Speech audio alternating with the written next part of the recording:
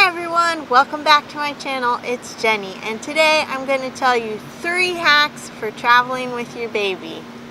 Hack number 1 is if you forgot your diaper cream, try using olive oil or coconut oil. Olive oil is readily available at all supermarkets, and coconut oil is usually also available. It works really well and it keeps away the diaper rash.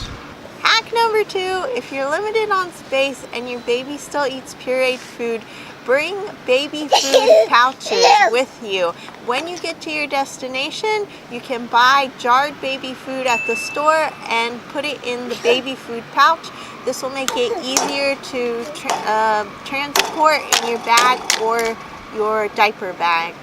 And the last tip number 3, if you need a baby bathtub, a quick and easy remedy is to use a laundry basket. So I'll post a photo here of the laundry basket from IKEA, and we use this with our baby and she really enjoyed it. So if you have an IKEA nearby or the place you're staying at has a closed baby basket, try using that as a bathtub.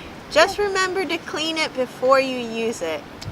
So those are my 3 tips. I hope they help you when you travel. If you enjoyed this video, please subscribe for more videos. Thanks for watching.